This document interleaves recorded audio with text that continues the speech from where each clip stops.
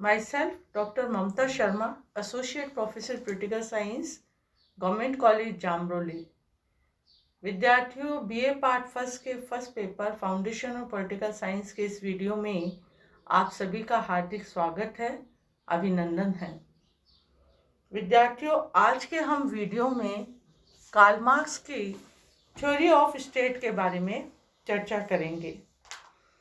Theory of state के बारे में अरिस्टोटल, प्लेटो, अनेक वेस्टर्न थिंकर्स ने अपने विचारों को प्रतिपादित किया है, लेकिन राज्य की उत्पत्ति के संबंध में मार्क्स की विचारधारा सामान्य मत के सर्वथा विपरीत है।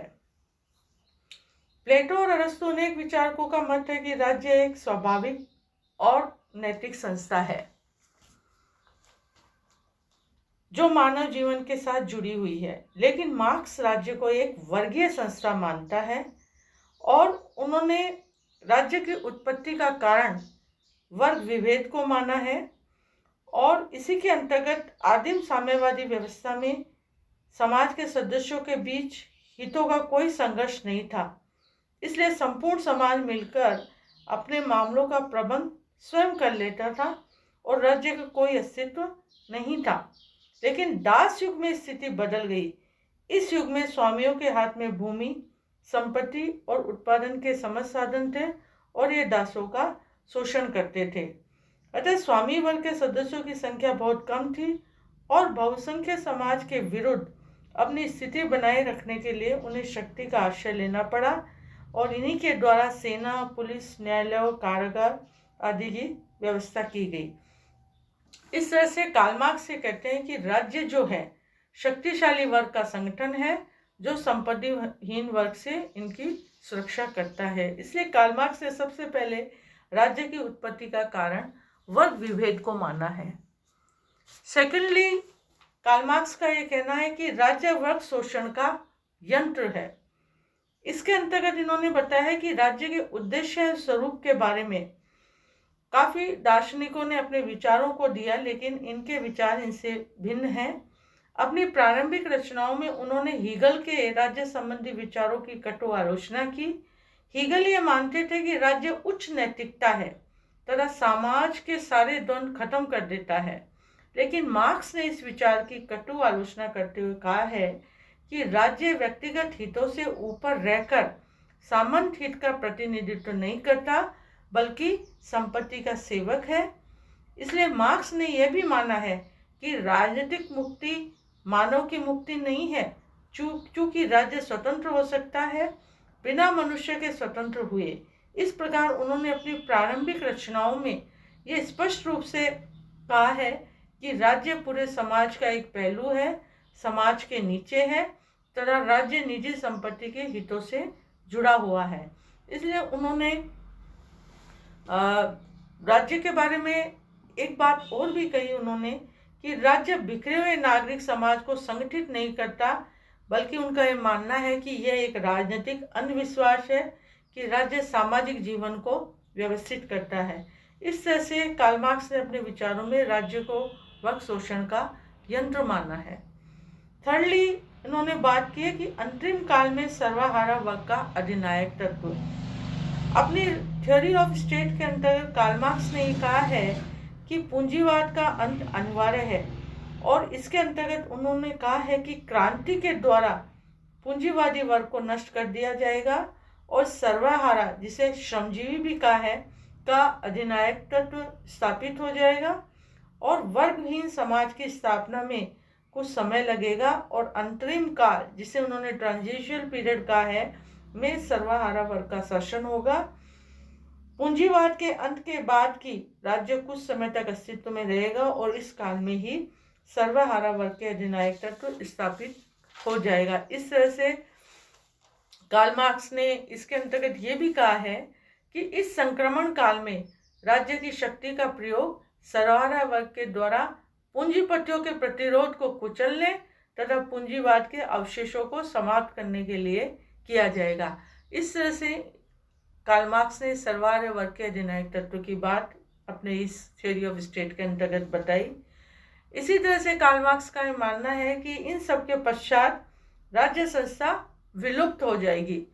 राज्य संस्था विलुप्त होने के अंतर्गत उन्होंने कहा है कि सर्वहारा वर्ग के अधिनायक तत्व की जो संक्रमणकालीन अवस्था के बाद मार्क्स एक ऐसी आदर्श वर्गहीन व्यवस्था की कल्पना करता है जिसमें राज्य का विलोप हो जाएगा।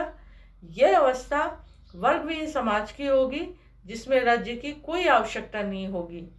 मार्क्स की मान्यता के अनुसार जब तक समाज में वर्ग बने रहेंगे तब तक एक विशेष वर्ग की सत्ता के समर्थन में राज्य की सत्ता भी बनी रहेगी, किंतु सर्वहारा वर्ग की अधिनायकता के चरण में पूंजीपतियों के वर्ग का उन्मूलन हो जाएगा और इसके बाद समाज में वर्ग विभेद की सत्ता स्वतः समाप्त हो जाएगी और सब व्यक्तियों की में समानता की स्थिति उत्पन्न होगी।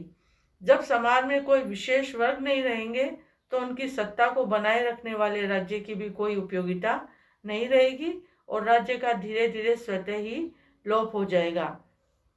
इस प्रकार से कार्ल मार्क्स ने कहा है कि मनुष्य पहली बार पूर्ण स्वतंत्रता का उपभोग करेगा और उत्पादन के साधनों पर संपूर्ण समाज का अधिकार हो जाएगा।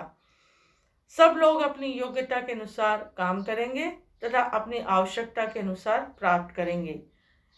इसी के अंतर्गत उन्होंने ये भी बताने का प्रयास किया कि जो व्यक्ति काम करने के योग्य नहीं होंगे उनके लिए सामाजिक सहायता और सामाजिक बीमे की व्यवस्था भी होगी।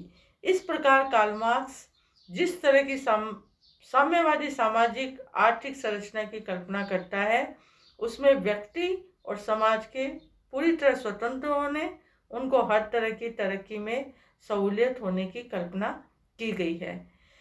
इस तरह से कार्ल मार्क्स के राज्य सिद्धांत से स्पष्ट होता है कि राज्य का वर्ग संघर्ष के सिद्धांत के साथ साथ गहरा संबंध है और राज्य सदा मजदूरों का शोषण करता है और राज्य का आधार पार्श्विक शक्ति रहा है और उसका अंत भी क्रांति और हिंसा से ही हो सकता है। लेकिन आलोचकों के अनुसार मार्क्स के राज्य संबंधी सिद्धांत में कई तरह की आलोचना की है उन्होंने, और उन्होंने कार्ल मार्क्स के राज्य संबंधी सिद्धांत को पूर्णतः स्वीकार नहीं किया है।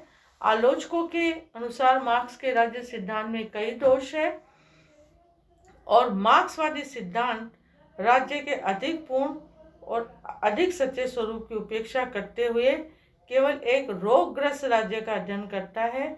इस सिद्धांत की कई आधारों पर आलोचकों ने आलोचना की है। फर्स्टली उन्होंने कहा है, उनकी आलोचना का आधार ये रहा कि राज्य मानव की भलाई करने वाली संस्था है। मार्क्स ने राज्य को शोषण करने वाली संस्था कहा है, जबकि यह देखा गया है कि राज्य तो व्यक्ति की सेवा और भलाई करने वाला संगठन है। राज्य का प्रधान कार्य व्यक्ति के उत्तम जीवन के लिए उपयुक्त परिस्थितियां उत्पन्न करना है। सेकेंडली, राज्य एक कल्याणकारी संस्था है।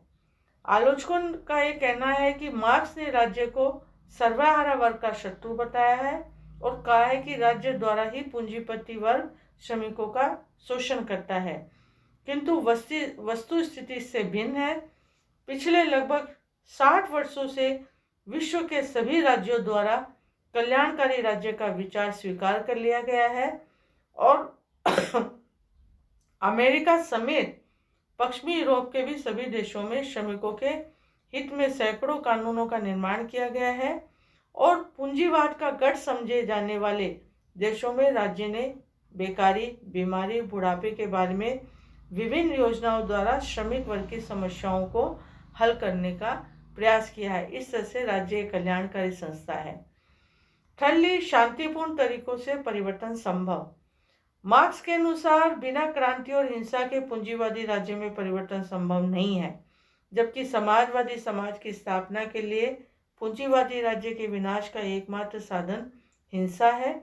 जबकि वस्तुतः इंग्लैंड, अमेरिका और भारत जैसे देश में शांतिपूर्ण वैध साधनों से पूंजीवादी राज्य का समाजवादी राज्य में रूपांतरण करने में सफल हुए हैं और भारत में कानून बनाकर राजाओं के विशेषाधिकार तथा जमींदारी प्रथा का उन्मूलन भी किया गया है। इस तरह आलोचकों का यह मानना है कि शांतिपूर्ण तरीके से परिवर्तन भी संभव हो सकता है। फोर्थली, राज्य के विलोप की धारणा कल्पना मात्र। मार्क्स राज्य विहीन समाज की कल्पना करता है और वह कहता है कि धीरे धीरे राज्य की व्यवस्था स्वयं ही समाप्त हो जाएगी। जिस प्रकार एक फूल अपने पूर्ण विकास के बाद स्वयं मुरझा जाता है, उसी प्रकार अंत में राज्य रूपी फूल की पंखुड़ियां कुम्हलाकर गिर जाएगी और इस संस्था का लोप हो जाएगा। किंतु आलोचकों के अनुसार मार्क्स की भविष्यवाणियां सत्य सिद्ध नहीं हुई। इसके अंतर्गत उन्होंने ये बताने का प्रयास किया कि रूस में क्रांति को ये 75 वर्ष बीत गए, किंतु राज्य का विलोप आज तक नहीं हुआ।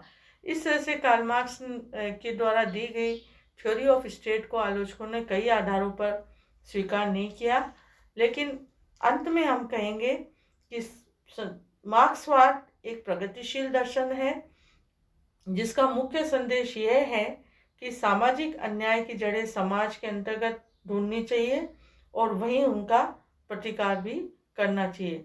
इस तरह से मार्क्सवाद आधुनिक युग का एक अत्यंत प्रभावशाली एवं वैज्ञानिक सामाजिक दर्शन है। इस तरह से हमने आज के वीडियो में कार्ल मार्क्स की थ्योरी ऑफ स्टेट को समझा और कार्ल मार्क्स द्वारा दिए गए विचारों को और आलोचकों के द्वारा दी गई आलोचना के आधार पर अंत में हम यही कहेंगे कि मार्क्सवाद आधुनिक युग की एक अत्यंत प्रभावशील है वैज्ञानिक सामाजिक दर्शन है। आज के वीडियो में हम इतना ही देखेंगे। नेक्स्ट वीडियो में हम नेक्स्ट थ्योरी को लेंगे। धन्यवाद।